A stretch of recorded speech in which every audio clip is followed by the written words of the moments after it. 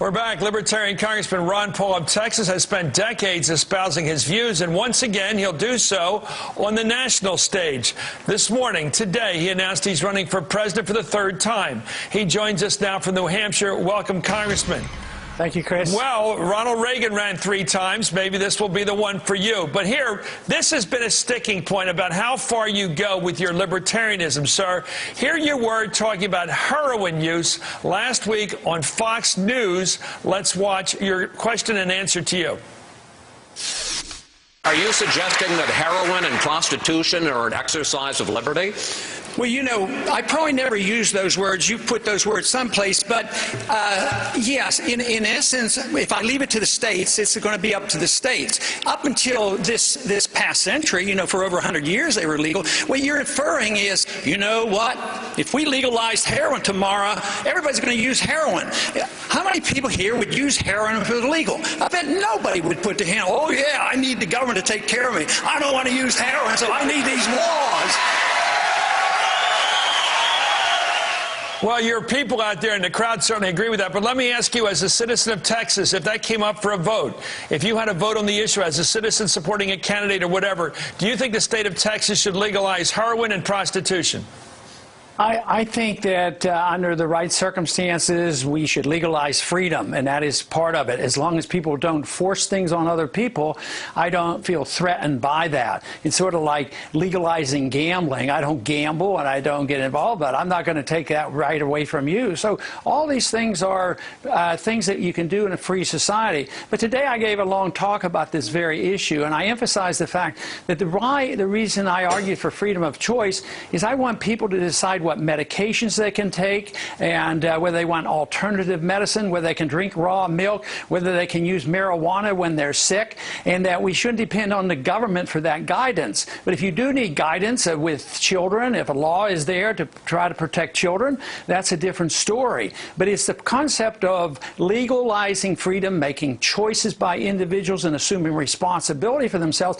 And even though that was a special statement about how many people would do it if it were legalized, you know, most people aren't going to use heroin. More people use heroin because it's illegal. So making it illegal doesn't help that much. Kids can go out and get marijuana easier than they can get beer. So beer can be regulated in a way that they prevent the kids from getting it. Most of our history, our early history, there were no laws against this. It didn't happen until I guess I have to get down to the question. You think you're saying, I'm not sure what you're saying. If a mother who has children to be responsible for, a husband, a father, should they be allowed to be heroin addicts? Because this is how far you're going with your libertarianism, it seems, even now. Well, the whole thing is addictions are a disease. We don't put alcoholics in prison, so I'm just against the war on drugs the way it's happening. There's other ways you can handle it. But if you treat it like a crime and throw these kids, like we had for decades,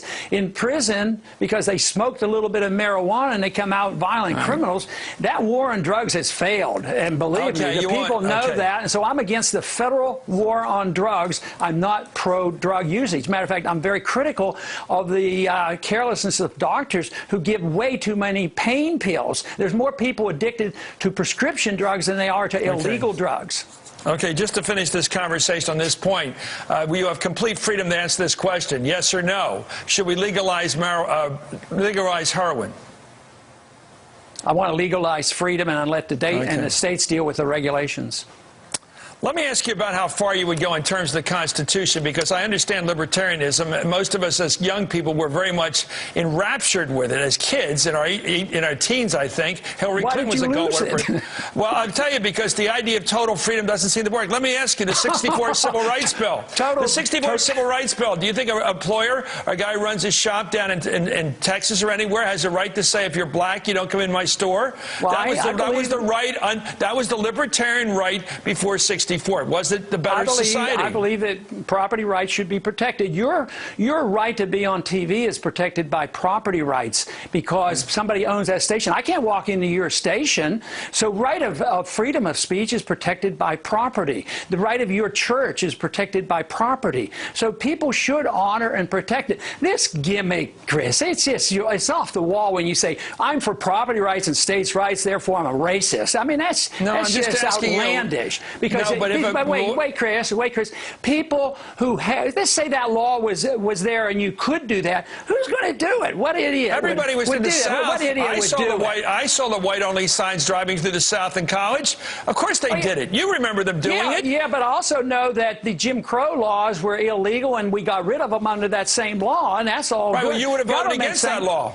Pardon me? You would have voted against that law. You wouldn't have voted for the 64 Civil Rights Bill. I wouldn't vote against getting rid of the Jim Crow laws. But you would have voted for the... Oh, come on. Honestly, Congressman, you were not for the 64 Civil Rights Bill. Because of the property rights element, not because he got rid of the Jim Crow law. The guy who owns a bar says no blacks allowed, and you say that's fine. No, Chris, you're demagoguing it now. No, you know I'm asking that a question. What is the answer? What's your answer? You know, segregation was created by government laws. Slavery was created by government laws. Segregation, let me go. The segregation in the military by government laws. So what we want to do as libertarians is repeal all those laws and honor and respect people with freedom of choice. But for you to imply that a property rights person is endorsing that stuff, you don't understand that there would be zero signs up today saying something like that, and if they did, they would be an idiot and they would be out of business. So I think you're just getting overboard in order to try to turn it around and try to accuse somebody being a racist. I'm not calling anybody racist. I'm saying the laws are racist. That's what you're implying. Let me ask you this. I once knew a laundromat when I was in the Peace Corps training in Louisiana, in Baker, Louisiana. A laundromat had this sign on it in glaze, whites only on the laundromat, just to use the laundromat machines.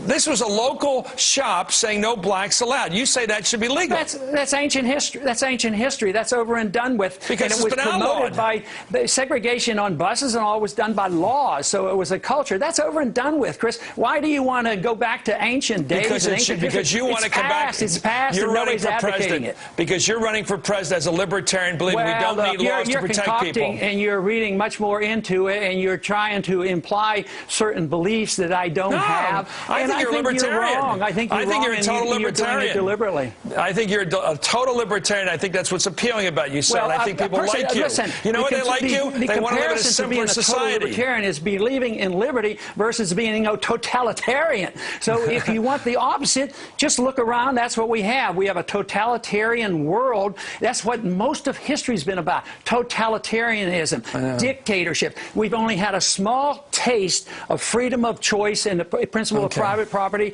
and contract rights, and we're blowing it. So this whole thing that we're going to give up on that. What we're doing is trying to emphasize that something good and wonderful comes from freedom and freedom of choice, and that we should not say this, that liberty is disgusting, as you implied, and totalitarian should be the way we run our country. Questions. I think that's absurd.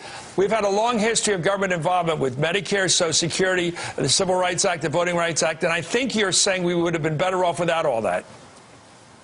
I think we'd be better off if we had freedom and not government control of our lives, our personal lives, and our and policing the world and running the economy. Well, because we're facing. Hey, Chris, let me finish. We're facing a calamity because of that. We have a financial crisis. We have a crisis in the foreign policy. We're losing thousands of people. Hundreds of thousands are coming back sick because of our foreign policy. And we're at a point where we cannot sustain this, and we're on the verge of runaway inflation because there's too much acceptance of big government. That is the problem. No matter how noble you try to make it, your good intentions will not compensate for the mistakes that people make that want to run our lives and run the economy and reject the principle of private property and making up our own decisions for ourselves. Thank you, Congressman. I love your foreign policy. Don't get me wrong. I love your foreign policy. Thank you very much. You're coming around, Chris. You're coming along. You will. Once you'll see and you'll put it all together, it's all one package. Personal liberty and foreign policy and economic liberty is one package. You have a great following out there. Good luck in the campaigning for president. You started today. I know it's growing, and you may well win this thing. Just remember, Ronald Reagan got it on the 3rd try. Thank you, Congressman Ron Paul of Texas. All right.